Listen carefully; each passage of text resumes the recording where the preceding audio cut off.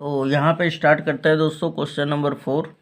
बोल रहा है कि व्यास 3 मीटर का एक कुआं, यहाँ पे थोड़ा सा मिस्टेक हो गया था, ठीक है। 14 मीटर की गहराई तक खोदा जाता है। यहाँ पे ध्यान दीजिएगा, एक कुआं है और कुआं कैसा होता है दोस्तों, जिसमें से पानी निकाला जाता है, वो एक बेलन के आकार का होता है, जैसे कि यहाँ पे देख सकते हैं आप, ठीक है। ये अभी ये बाहर वाले फिगर को नहीं ध्यान देंगे, पहले ये कुआं को देखेंगे। ये हमारा कुआं है और इसका व्यास कितना दे चुका है, 3 मीटर, ठीक। ये वाला दे चुका है 3 मीटर। और बोल रहा है कि 14 मीटर की गहराई तक खोदा जाता है, यानी इसका जो हाइट है पूरा गहराई, ये कितना दे चुका है, 14 मीटर दे चुका है। समझ में आ रहा है दोस्तों। आगे बोल रहा है इससे निकली हुई मिट्टी को कुएं के चारों ओर 4 मीटर चौड़ी एक वृत्ताकार वलय बनाते हुए समान रूप से फैलाकर एक प्रकार का बांध बनाया जाता है। आप यहाँ पे देख सकते हैं कि ये जो ऊपर बना हुआ है, इसी में का निकला हुआ मिट्टी को फैला दिया जाता है और ये मिट्टी जो है 4 मीटर चौड़ी फैली हुई है, ठीक है। और इससे एक बांध बनाया जाता है। कितना मीटर चौड़ी है, तो 4 मीटर, राइट। ये बांध बनाया जाता है, आपको देख रहे हैं ये कैसा है, तो एक वलय का आकार का है ना। बोल रहा है इस बांध की ऊंचाई ज्ञात कीजिए। इस बांध की ऊंचाई आपको ज्ञात करना है। तो हम लोग सबसे पहले यहाँ पर लिखते चलेंगे कि चूंकि दिया हुआ है, क्या दिया हुआ है दोस्तों, लिखेंगे चूंकि दिया है। ये देखिए सबसे पहले कुएं का, बेलनाकार कुएं का व्यास बराबर 3 मीटर है ना। यहाँ पर लिखेंगे कि बेलनाकार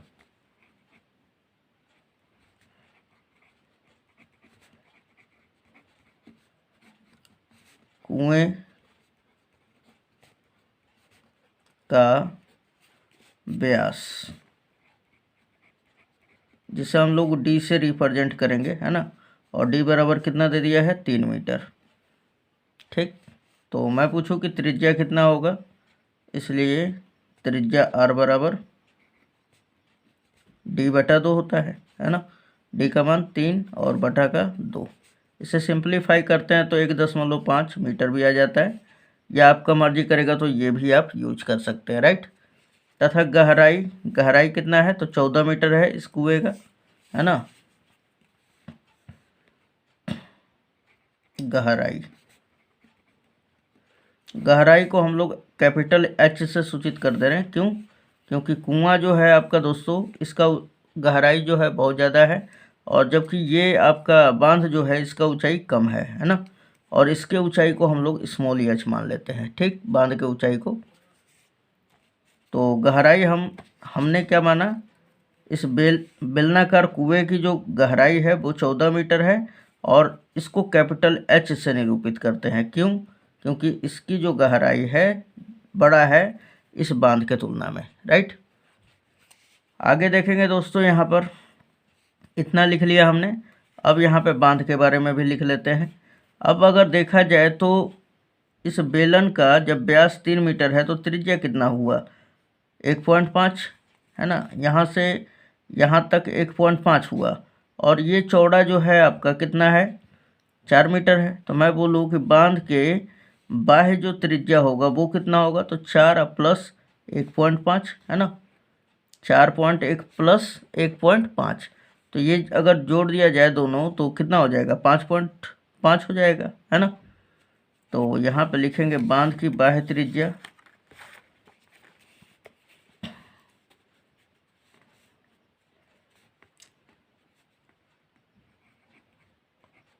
बांध की बाह्य त्रिज्या, जिसे हम लोग कैपिटल आर से डिनोट कर देते हैं, ठीक है। और ये बराबर हो जाएगा 1.5 plus 4 is equal to 5.5 metre, ठीक है दोस्तों। जब यूज पड़ेगा तो इसका यूज किया जाएगा, है ना। अब बोल रहा है कि बांध की ऊंचाई ज्ञात कीजिए, तो हम लोग मान लेते हैं, हमने मान लिया ये चूँकि बांध का ऊंचाई जो है कम है, इसलिए इसको स्मॉल एच से हम लोग डिनोट कर देते हैं। तो हमने बोला कि माना बांध की ऊंचाई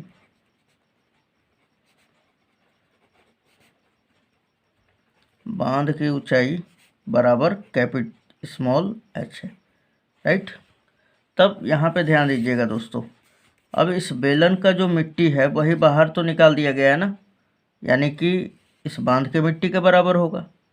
क्यों? क्योंकि इसी के मिट्टी से बना हुआ है बांध का मिट्टी, है ना, ये बांध बना हुआ है। तो यानी कि कुएं का जो आयतन होगा इस बांध के आयतन के बराबर होगा, है ना। और ये बांध कैसा है? तो एक वलय के आकार का है ना। तो आइए यहाँ पर, अब वलय का मतलब इस मिट्टी का आयतन ज्ञात करेंगे। ये वाला दिखाई दे रहा है आपको, ये वाले भाग में ही तो मिट्टी डाला हुआ है। तो मैं इस मिट्टी का आयतन कैसे ज्ञात करूँगा? तो इस पूरे बाह्य त्रिज्या मतलब बाहरी बेलन के आयतन में से ये अंदर वाले कुएं जो कि एक बेलनाकार है, इसको घटा दूंगा तो खाली इस बाहर जो निकला हुआ मिट्टी है इसी का आयतन निकल जाएगा, है ना। और ये जितना मटेरियल है ये बराबर है किसके? तो इस कुएं में जितना भरा हुआ था मटेरियल वही तो बाहर आया है, ठीक। तो आप समझ गए होंगे आप। तो यहाँ पे लिखेंगे प्रश्न से बांध का आयतन, बांध कोष्ठ में लिख लेंगे वलय, है ना, का आयतन बराबर होगा कुएं के आयतन के। किसके? कुएं का आयतन के बराबर होगा, ठीक है। ये इस तरह लिख देंगे। अब बांध कैसा है दोस्तों? तो वलयाकार है। वलय का क्षेत्रफल क्या होता है? आप जानते होंगे कि बाहरी बेलन के आयतन में से अंदर वाला बेलन का आयतन घटा देना है, यानी बाहरी का बेलन का आयतन पाई कैपिटल R² है और स्मॉल h है ना। इसका बांध का ऊंचाई क्या है? Small h। तो इस कुएं का भी यहाँ पर जो वलय का हम लोग आयतन निकालेंगे उसमें इस बेलन यानी कि अंदर वाले बेलन का भी हाइट इतना ही लेंगे जितना कि इसका है, ठीक है। इतने दिमाग में आप रखिएगा। Minus pi small R² small h बराबर होगा कुएं का आयतन, तो पाई R² कैपिटल H के। अब आप बोल रहे होंगे कि सर कुएं का ऊंचाई आप कैपिटल H कैसे रख दिए? क्योंकि मैं यहाँ पे देखिए बेलनाकार कुएं का जो गहराई है उससे कैपिटल H से ही सूचित किया हूँ, ठीक है। चलिए मान रख देते हैं दोस्तों और इसे हल कर लेते हैं। बहुत ही आसान है। देखिए दोनों में से क्या कॉमन है इन दोनों में से? तो इन दोनों में से देखा जाए तो पाई h यहाँ पे भी है और पाई h यहाँ पर भी है। कॉमन कर लीजिए, पाई h कॉमन, ये हो जाएगा। यहाँ पे क्या बचेगा? कैपिटल R² माइनस यहाँ पर small R² is equal to ये पाई R² h। यहाँ पे देखिए पाई से ये पाई कट गया और h को रहने देते हैं एज इट इज। और ये A² माइनस B² है तो इसको लिख लीजिए A minus B into A+B, ठीक। इससे कैलकुलेशन आसान हो जाता है। बराबर हो जाएगा R² और h के, है ना। अब यहाँ पर रखिए मान, h को इसी तरह छोड़ देते हैं क्योंकि इसका तो मान ज्ञात करना है। कैपिटल R का मान देखिए यहाँ पर कितना हम लोगों ने निकाला है, 5.5, है ना। और यहाँ पे कैपिटल R का मान है 5.5 और यहाँ पे स्मॉल r का जो मान है 1.5 है, ठीक। तो यहाँ पे रखते हैं कैपिटल R का मान 5.5 माइनस स्मॉल r का 1.5, फिर कैपिटल R का 5.5, फिर प्लस स्मॉल r का 1.5 और ये बराबर होगा R²। R का मान क्या है दोस्तों? तो यहाँ पे देख सकते हैं, या आप 3/2 रख लीजिए, ये 1.5। तो हम 3/2 ही रखेंगे क्योंकि आसानी पड़ेगा। 3/2 इसका स्क्वायर है तो 2 बार फैला दीजिए, ठीक। गुणे कैपिटल H का मान कितना है? 14 रख दिया हमने। अब यहाँ पे देखिए तो ध्यान से, तो H गुणे 5.5 में से 1.5 घटेगा तो 4 बच जाएगा ना, गुणे इसको जोड़ लेते हैं हम लोग तो ये हो जाएगा 7, है ना। 5 1 6 और ये पॉइंट वाला जोड़ेंगे तो 7 हो जाएगा। बराबर होगा दोस्तों यहाँ पर 3/2 3/2 गुणे 3/2 और ये गुणे 14। देखिए 7×2 = 14 और ये 2 से 2 गया है ना। फिर उसके बाद अब कोई नहीं जाएगा है ना। h बराबर, ये 4 गुणा में था, इधर आएगा तो भाग में। तो देखिए 4 का गुणा 2 के साथ हो जाएगा, तो ये हो जाएगा नीचे 8, ऊपर 3 3 9। अब 8 से इसको अगर डिवाइड करते हैं तो 1.125 मीटर आ जाएगा। ठीक है, तो ये हमारा बांध का ऊंचाई हो जाएगा। ठीक है, 1.125 मीटर, तो ये बांध की ऊंचाई है। अतः बांध की ऊंचाई बराबर ऊंचाई स्मॉल h बराबर 1.125 मीटर, योर आंसर। चलिए क्वेश्चन नंबर नेक्स्ट देखते हैं दोस्तों। क्वेश्चन नंबर 5 बोल रहा है दोस्तों, व्यास 12 सेंटीमीटर और ऊंचाई 15 सेंटीमीटर वाले एक लंबवृत्तीय बेलन के आकार का बर्तन आइसक्रीम से पूरा भरा हुआ है। यहाँ पे ध्यान दीजिएगा, ये हमारा फिगर रहेगा और यहाँ पे बोल रहा है कि व्यास 12 सेंटीमीटर और ऊंचाई 15 सेंटीमीटर वाला एक लंबवृत्तीय बेलन के आकार का बर्तन आइसक्रीम से पूरा भरा हुआ है। ठीक है, ये आइसक्रीम से ये बर्तन जो है बेलनाकार, ये भरा हुआ है आइसक्रीम से, जिसका व्यास जो है 12 सेंटीमीटर है। मीन्स ये कि ये वाला जो है ना व्यास, ये कितना दे दिया है 12 सेंटीमीटर, और ऊंचाई जो है आपका दोस्तों कितना दिया है 15 सेंटीमीटर, और ये पूरा आइसक्रीम से भरा हुआ है। बोल रहा है इस आइसक्रीम की ऊंचाई 12 सेंटीमीटर, व्यास 6 सेंटीमीटर वाले शंकुओं में भरा जाता है।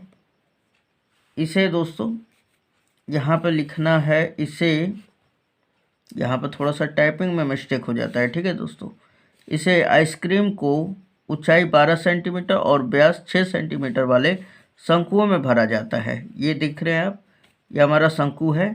ठीक, और ऐसे आइसक्रीम ऐसे ही मिलता है हम लोगों को लगभग।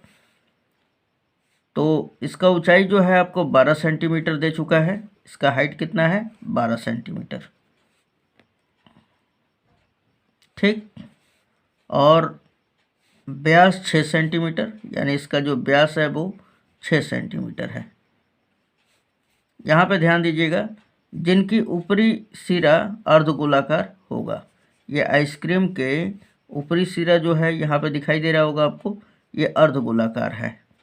आगे क्या बोल रहा है दोस्तों, उन शंकुओं की संख्या ज्ञात कीजिए जो इस आइसक्रीम से भरे जा सकते हैं। यानी आपको शंकुओं की संख्या बताना है कि इस आइसक्रीम से कितने शंकु भरे जा सकते हैं, यानी शंकुओं की संख्या ज्ञात करना है। अब ध्यान दीजिएगा, सबसे पहले हम लोग क्या करेंगे, इसका आयतन निकालेंगे। आयतन निकालेंगे तो मतलब ये निकल जाएगा कि इसमें कितना आइसक्रीम है। ठीक, अब एक शंकु में कितना आइसक्रीम अट सकता है, तो एक शंकुआकार आइसक्रीम का आयतन निकालेंगे, जिसमें शंकु भी शामिल है और अर्धगोला भी है। उसके बाद क्या करेंगे हम लोग, इस पूरे आयतन में, इस बेलन के आयतन में एक शंकुआकार आइसक्रीम से भाग दे देंगे, तो हमारा क्या निकल जाएगा, शंकुओं की संख्या। अब ये क्यों भाग दे देंगे ये भी मैं बता दे रहा हूँ, ठीक ना।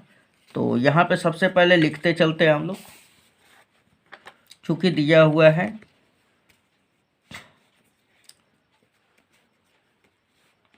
चूँकि दिया है,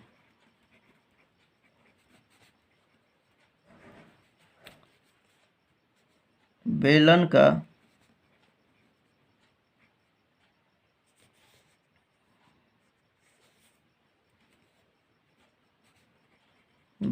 का यहाँ पे क्या दे चुका है दोस्तों,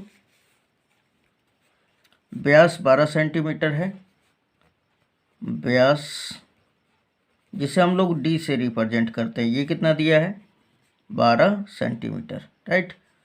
इसको D1 कह देते हैं। ठीक है, क्या कह देते हैं D1, क्योंकि अलग अलग पहचान के लिए, क्योंकि शंकु का भी दिया हुआ है ना व्यास, इसलिए R1 बराबर क्या हो जाएगा, इसलिए R1 बराबर तो D1 बटा में 2 है ना, व्यास के आधे के बराबर होता है। व्यास कितना दिया हुआ है 12 बटा में 2, ये कटेगा तो कितना आ जाएगा 6 सेंटीमीटर।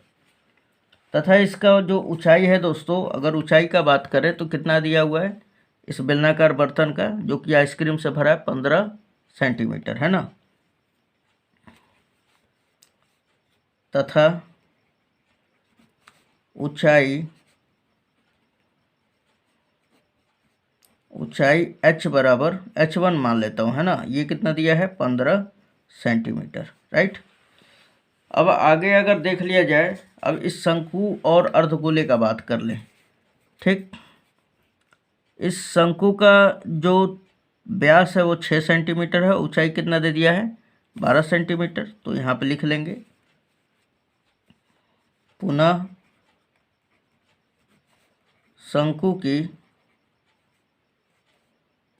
शंकु व अर्धगोला भी है ना दोस्तों, दोनों का जो व्यास होगा वो समान होगा, ठीक। अर्धगोले का व्यास यानी D2 बराबर कितना दे चुका है, 6 सेंटीमीटर।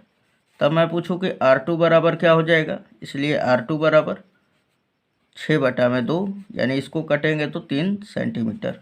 तथा इसका ऊंचाई जो है H2 मान लेता हूँ, और कितना दिया है, 12 सेंटीमीटर। यहाँ पे लिखेंगे तथा H2 बराबर 12 सेंटीमीटर।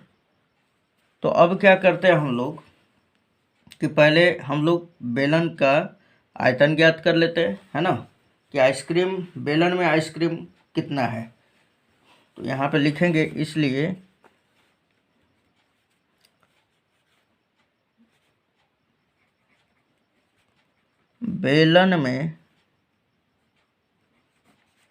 बेलन में आइसक्रीम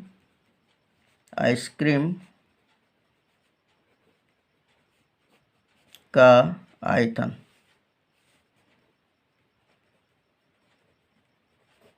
बराबर हो जाएगा दोस्तों पाई R1 स्क्वायर H1, है ना, क्योंकि बेलन का जो हमने त्रिज्या माना है R1 माना है और ऊंचाई H1 माना है।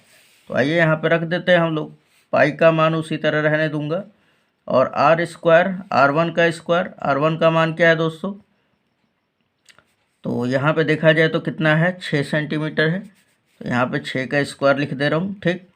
और H1 का मान कितना है हमारा, 15 है। यहाँ पे 15 लिख देंगे, गुणे 15, ये सेंटीमीटर क्यूब में आएगा, ठीक। यानी हमें ये पता चल गया बेलन में जो आइसक्रीम का आयतन है वो इतना सेंटीमीटर क्यूब है। अब शंक्वाकार आइसक्रीम का आयतन, इसलिए क्या पुनः भी लिख देंगे, है ना, पुनः शंक्वाकार आइसक्रीम का आयतन बराबर क्या हो जाएगा दोस्तों। तो इसमें क्या क्या शामिल है, तो देखा जाए तो एक शंकु है और एक अर्धगोला है। तो लिखेंगे शंकु प्लस अर्धगोला, है ना। यहाँ पे लिखेंगे एक शंक्वाकार, ठीक। शंकु प्लस अर्धगोला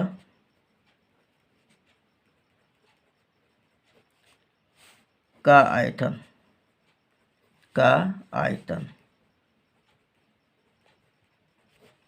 देखा, यहाँ पे देखा जाए दोस्तों तो शंकु का जो आयतन होता है 1/3, है ना, पाई R2 स्क्वायर H2, और प्लस अर्धगोले का आयतन क्या हो जाएगा, 2/3 पाई R2 क्यूब होता है ना। अब इन दोनों में से कॉमन कर लिया जाए तो क्या कॉमन है, 1/3 पाई R2 स्क्वायर, है ना। यहाँ पे क्या बचेगा, H2 बच जाएगा, प्लस यहाँ पे 2R2 बच जाएगा, ठीक है। चलिए, ये अगर हम लोग यहाँ पे अगर मान रखना भी चाहें तो रख सकते हैं यहाँ पर। तो देखा जाए तो यहाँ पर चाहिए इसी तरह छोड़ देते हैं। अब निकालते हैं हम लोग शंकुओं की संख्या, ठीक है। तो हम लोग लिखेंगे, इसलिए शंकुओं की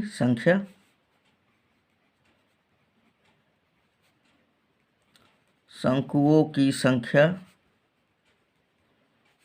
बराबर हो जाएगा एक बेलन का आयतन, एक बेलन, चाहे बेलन का खाली केवल आयतन लिखना था, ठीक है, बेलन का आयतन और बटा में एक शंक्वाकार आइसक्रीम का आयतन, ठीक, एक शंक्वाकार आइसक्रीम का आयतन, आइसक्रीम का आयतन, ये हो गया दोस्तों। अब देखा जाए तो बेलन का आयतन क्या हमारा निकाला हुआ था, तो ये यहाँ पे हम दिखा दे रहे हैं आपको। बेलन का जो आयतन था ये है हमारा पाई 6 स्क्वायर गुणे 15, है ना, तो रखेंगे यहाँ पे पाई 6 का स्क्वायर गुणे 15, राइट। और एक शंक्वाकार आइसक्रीम का आयतन कितना है, 1/3 पाई R2 स्क्वायर रख देते हैं यहाँ पर, 1/3 पाई R2 स्क्वायर और ब्रैकेट में H2 + 2R2, है ना। अब आइए यहाँ से पाई डिलीट हो जाएगा, ठीक, ये अब हम लोग मान रखते हैं। तो 6 का स्क्वायर क्या होगा, 6 गुणे 6, ठीक, गुणे 15 लिख देंगे और बटा में देखिए 1/3 गुणे R2 स्क्वायर। R2 का मान क्या है दोस्तों, तो यहाँ पे देख लीजिए R2 का मान क्या है, 3 है, तो यहाँ पे लिखेंगे 3 गुणे 3, 2 बार फैला देते हैं हम लोग, क्यों, क्योंकि R2 का स्क्वायर है, ठीक। फिर H2 का मान क्या है दोस्तों, तो यहाँ पे देखिए H2 का मान 12 हमने लिखा है, तो यहाँ पे लिखेंगे 12 और प्लस 2 गुणे R2 का मान क्या लिया था हमने, 3 लिया था, ठीक।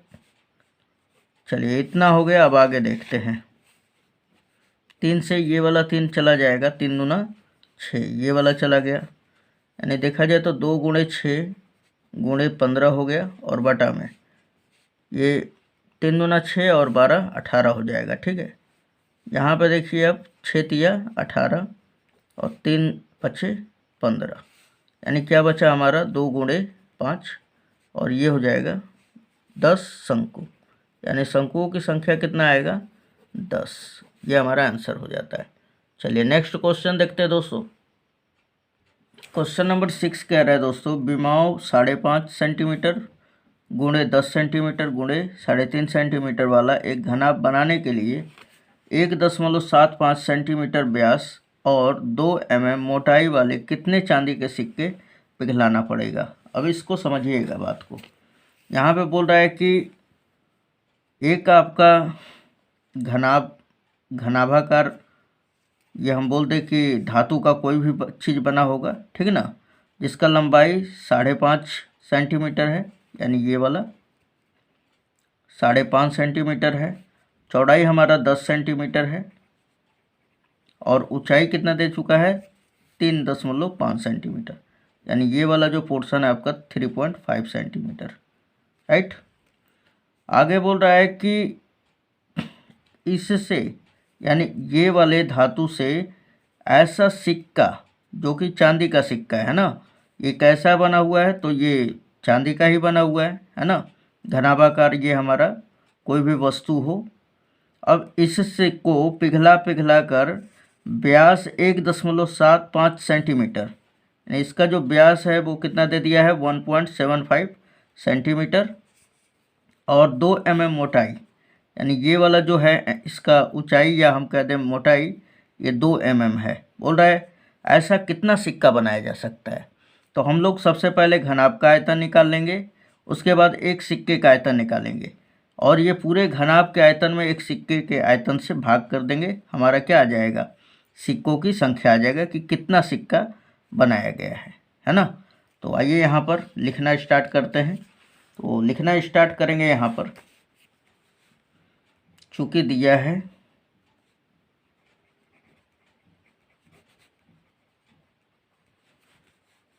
घनाभ का, अब यहाँ पे देख लिया जाए दोस्तों, तो जो लंबाई है वो कितना है 5.5, चौड़ाई क्या है 10 है और ऊंचाई कितना है 3.5 सेंटीमीटर है। तो इसको हम लोग कैपिटल एल से ही मान लेते हैं लंबाई को। कैपिटल यल बराबर, चाहे स्मॉल यल भी मान सकते, कोई दिक्कत नहीं है, ठीक है। घनाभ की लंबाई को यल से सूचित करते हैं और ये दे दिया है आपको 5.5 सेंटीमीटर, राइट। चौड़ाई बी बराबर 10 सेंटीमीटर और ऊंचाई h बराबर 3.5 सेंटीमीटर। इसको h1 मान लेता हूँ, ठीक है। घनाभ की ऊंचाई को 3.5 सेंटीमीटर। ये h1 इसलिए मान रहा हूँ क्योंकि आगे जो सिक्का है हमारा एक बेलन के आकार का है ना, ये देखिए आप, ये बेलन के ही आकार का तो है। अगर इसे और भी थोड़ा सा जूम करके बड़ा देखा जाए तो ये एकदम बेलन के आकार का दिखाई देगा, ठीक है। तो इस सिक्के का क्या दिया हुआ है, आप सिक्के का व्यास कितना दिया हुआ है 1.75 सेंटीमीटर। तो यहाँ पे लिखेंगे तथा सिक्के, चाहे सिक्का लिखेंगे, है ना, सिक्के का ही लिख देते। सिक्का कैसा है तो बेलन के आकार का है, एक कोष्टक में बेलन लिख देंगे, ठीक है ना। सिक्के का व्यास जिसे हम लोग डी से रिप्रेजेंट करते हैं 1.75 सेंटीमीटर दे दिया है। तो अगर इसे और भी थोड़ा सा सिंप्लीफाई करें तो पॉइंट हटाएंगे तो नीचे जीरो कितना आएगा 2, क्योंकि पीछे से 2 अंक पर एक पॉइंट लगा हुआ है। या डी बराबर क्या लिख सकते हैं 175 बटा में 100। अब सिंप्लीफाई कीजिए, 25 सत्ते 175 होता है, 25 चौके 100 होता है, यानी 7/4 सेंटीमीटर। तथा इसका जो हम बोल दें कि ऊंचाई जो है बेलन का, है ना, ऊंचाई हम लोग कितना कह दें, या मोटाई 2 mm, मोटाई कह दे या ऊंचाई कह दे या गहराई, ये सब ऊंचाई ही कहलाता है, ठीक है दोस्तों। कितना दे चुका है 2 mm। तो यहाँ पे लिखेंगे तथा मोटाई को हम लोग h2 से डिनोट कर लेते हैं और ये दे दिया है 2 mm। इसे बदल लेते हैं सेंटीमीटर में, क्यों, क्योंकि सब सेंटीमीटर में है। 2/10, इसको अगर सिंप्लीफाई करें तो 1/5, यानी 2 एकम 2, 2 पचे 10, 1/5 सेंटीमीटर, है ना। तो अब निकालना स्टार्ट करते हैं। क्या निकालेंगे, सिक्कों की संख्या। तो यहाँ पर लिखेंगे इसलिए सिक्कों की संख्या बराबर क्या हो जाएगा दोस्तों, यहाँ पर लिखना स्टार्ट करता हूँ। घनाभ का आयतन, घनाभ से ही बनाना था ना, घनाभ का आयतन और बटा में एक सिक्के का आयतन, एक सिक्के का आयतन, ठीक है। चलिए, घनाभ का आयतन क्या होता है तो L गुणे B गुणे H1, है ना, और बटा में एक सिक्का कैसा है बेलन के आकार का, तो ये हो जाएगा पाई r² H1, H2 लिखेंगे, ठीक है, क्योंकि इसका ऊंचाई क्या माना है हमने H2। अब यहाँ पे रख लीजिए मान, L का मान कितना है तो 5.5 है, ये आप देख सकते हैं, B का 10 और H1 का मान 3.5 है। तो ये चीज़ हम लोग यहाँ पर रखेंगे 5.5 गुणे 10 गुणे 3.5, राइट। बटा में पाई का मान क्या रखेंगे दोस्तों 22/7, ठीक। r² है, r का मान कितना निकाला हमने तो r का मान जो है अभी निकाला नहीं है, ये तो व्यास है, यहाँ पर लिख सकते हैं। इसलिए त्रिज्या r बराबर क्या हो जाएगा 7/8 सेंटीमीटर हो जाएगा, है ना। कैसे, तो इसको 2 से भाग कीजिएगा तो 4 में 2 का गुणा हो जाएगा ना, पहला गुणे तीसरा से, इसलिए 7/8 हो जाएगा। यहाँ पे r² है तो 7/8 गुणे 7/8 कर देंगे। फिर H2 का मान कितना है दोस्तों 1/5 है, ठीक है, यहाँ पे 1/5 लिख देंगे। अब आइए इसे सिंप्लीफाई कर लेते हैं हम लोग, ठीक है। यहाँ पे अगर सिंप्लीफाई करें तो ये इस तरह हो जाएगा, ये पॉइंट हटाएंगे 55, तो ये हो जाएगा 55 बटा में 10, है ना, गुणे ये 10 तो रहेगा ही, जो कि 10 से 10 कट गया, और ये हो जाएगा 3.5 और बटा में ये पॉइंट हट जाएगा, इसको हटाएंगे तो बटा में 10 आ जाएगा, ठीक है। ये हट गया है दोस्तों। और बटा में क्या है हमारा 22/7, ये 7 से 7 डिलीट कर दीजिए। कितना बच गया हमारा 22 और गुणे 1/8 है, फिर 7/8, फिर गुणे 1/5। अब इसे और भी थोड़ा सा ऊपर लेके जाते हैं, है ना। तो अगर देखा जाए तो ये, चलिए इसे आगे कर लेते हैं हम लोग। अब यहाँ पे ध्यान दीजिएगा दोस्तों, क्या बच रहा है अब हमारा ऊपर, तो ये 55, ठीक, फिर गुणे 35/10। अब ध्यान दीजिएगा, ये जो बटे के बटा में है ना, ये 8 गुणे 15, सॉरी 8 गुणे 8 गुणे 5, ये सबको ऊपर भेज दीजिए। पहला गुणे तीसरा हो जाता है, तो 8 गुणे 8 गुणे 5, और नीचे क्या रह जाएगा, केवल 22 गुणे 7। तो बटा में लिख सकते हैं आप 22 गुणे 7, ठीक। ये देखिए 7 पचे 35, और यहाँ पे देखा जाए तो 11 दूना 22 और 11 पचे 55, है ना। 2 से अगर कट करें तो ये 2 से 5 दूना 10 हो जाएगा, है ना। ये 4 दूना 8, 2 बार में क्या बच गया अब हमारा, 5 गुणे 2 गुणे 8 गुणे 5,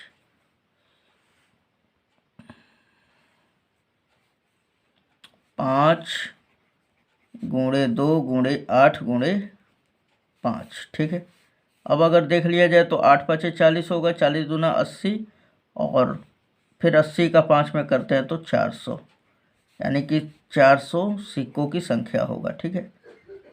400 सिक्के, ये आपका आंसर होता है। आज ये क्वेश्चन नंबर, इस वीडियो का लास्टवा क्वेश्चन देख लेते हैं, ठीक है, और नेक्स्ट आप आगे देखेंगे। तो आइए देख लेते हैं क्वेश्चन नंबर 7, ठीक है। क्वेश्चन नंबर 7 देखा जाए दोस्तों, बोल रहा है कि 32 सेंटीमीटर ऊंची और आधार त्रिज्या 18 सेंटीमीटर वाली एक बेलनाकार बाल्टी रेत से भरी हुई है। रेत से मतलब बालू से भरी हुई है, ठीक है। ये देखिए आप, ये हमारा एक बेलनाकार बाल्टी है, ठीक है, जिसकी ऊंचाई कितना दे चुका है 32 सेंटीमीटर, यानी इसका जो हाइट है वो 32 सेंटीमीटर दे चुका है, राइट। आगे बोल रहा है दोस्तों कि जो आधार की त्रिज्या है वो 18 सेंटीमीटर है, मीन्स ये वाला जो है त्रिज्या ये कितना दे दिया है 18 सेंटीमीटर है। ये पूरा का पूरा रेत से भरा हुआ है। फिर बोल रहा है कि इस बाल्टी को भूमि पर खाली किया जाता है, यानी इस बाल्टी में जितना भी रेत रहता है बालू उसको गिरा दिया जाता है। तो गिराइएगा तो ये इसी प्रकार होगा ना, यानी कि ये कुछ ना ये हमारा एक शंकु का ढांचा पकड़ लेगा, ठीक है। बोल रहा है कि और इस रेत की एक शंक्वाकार ढेरी बनाई जाती है, ठीक। यहाँ पे देख सकते हैं आप, ढेरी बनाई जाती है। यदि शंक्वाकार ढेरी की ऊंचाई 24 सेंटीमीटर है, कितना है 24 सेंटीमीटर, इसका जो ऊंचाई है ये कितना दे चुका है 24 सेंटीमीटर। तो इस ढेरी की त्रिज्या और तिर्यक ऊंचाई ज्ञात कीजिए। इसकी त्रिज्या और तिर्यक ऊंचाई ज्ञात कीजिए। तो मैं मान लेता हूँ इसका त्रिज्या स्मॉल r है, r2 मान लेते हो, इसका तो r1 हो जाएगा, इसका r2 मान लूँगा, और तिर्यक ऊंचाई l मान लूँगा, है ना, और इसको ज्ञात कर लेंगे, राइट। तो आइए यहाँ पर ऐसे, चलिए ठीक है लिख लेते हैं हम लोग।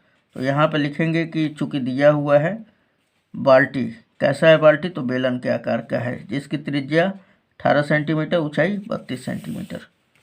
तो ये लिखेंगे चूँकि दिया है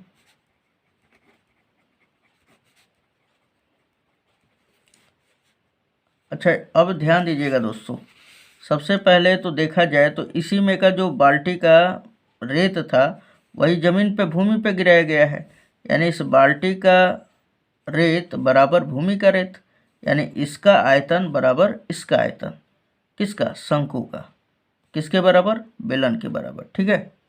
तो आइए अब लिखना स्टार्ट करते हैं। चूँकि दिया है बाल्टी, और ये बाल्टी कैसा है, तो बेलन के आकार का है, ठीक है। बाल्टी ब्रैकेट में बेलन की त्रिज्या बराबर इसकी त्रिज्या को R1 से हम लोग डिनोट कर लेते हैं। R1 बराबर 18 सेंटीमीटर और ऊंचाई कितना दे चुका है दोस्तों, 32 सेंटीमीटर।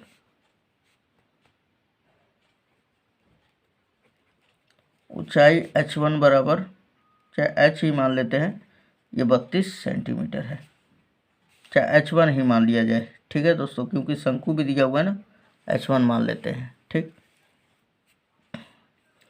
अब पुनः बात कर लेते हैं हम लोग इस शंकु का, ठीक है। शंकु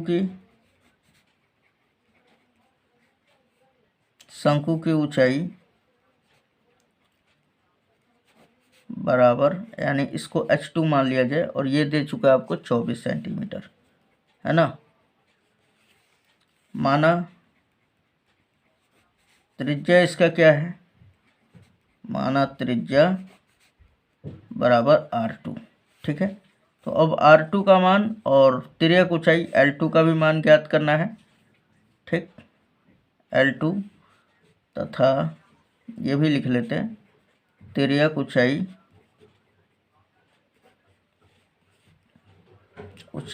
बराबर L2, राइट। अब अकॉर्डिंग टू क्वेश्चन, प्रश्न से क्या हो जाएगा दोस्तों, बेलन का आयतन बराबर होगा किसके, शंकु के आयतन के, ठीक है। तो बेलन का आयतन,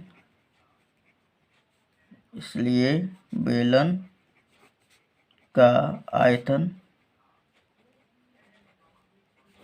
बराबर होगा शंकु के आयतन के, शंकु का आयतन, ओके। बेलन का आयतन क्या होता है दोस्तों, पाई R1 स्क्वायर H1 बराबर होगा शंकु का आयतन 1/3 पाई R2 स्क्वायर H2, है ना। अब आ जाइए यहाँ से हम लोग R2 का मान, R2 स्क्वायर होगा दोस्तों, ठीक है। ये देखिए पाई से पाई ख़त्म हो गया ना, R1, यानी R1 क्या है, तो R1 हमारा बेलन का त्रिज्या है। ये त्रिज्या कितना दिया हुआ है, 18, और ऊंचाई कितना दिया हुआ है, 32, है ना। यहाँ पर रखते हैं, R1 का स्क्वायर है तो 18 गुणे 18 कर देते हैं, और फिर H1 का मान क्या है, 32, तो ये 32 लिख दिया, बराबर 1/3, और R2 स्क्वायर, है ना, त्रिज्या तो निकालना है हम लोगों को, तो ये हमने लिखा R2 स्क्वायर गुणे H2 का मान। देखिए H2 का मान कितना दिया हुआ है दोस्तों, तो 24 दिया हुआ है, तो 24 लिख देंगे यहाँ पर, 24, देखिए 3 8 24, 8 चौके 32, यानी देख लीजिए तो ये 18 गुणे 18 और ये गुणे 4, ये R2 स्क्वायर है तो स्क्वायर भेज देंगे ना तो रूट चढ़ जाएगा, ये बराबर हो जाएगा R2 के। अब देखिए 2 को 18 है तो 1 को 18 निकल जाएगा बाहर, और 4 का वर्गमूल 2 होता है, ये बराबर है हमारे R2 के बराबर, ठीक है। अब R2 बराबर अगर लिखना चाहेंगे तो 18 दूना 36 हो जाएगा, राइट, सेंटीमीटर, यानी हमारा त्रिज्या जो है 36 सेंटीमीटर आ गया। अब तिर्यक ऊंचाई,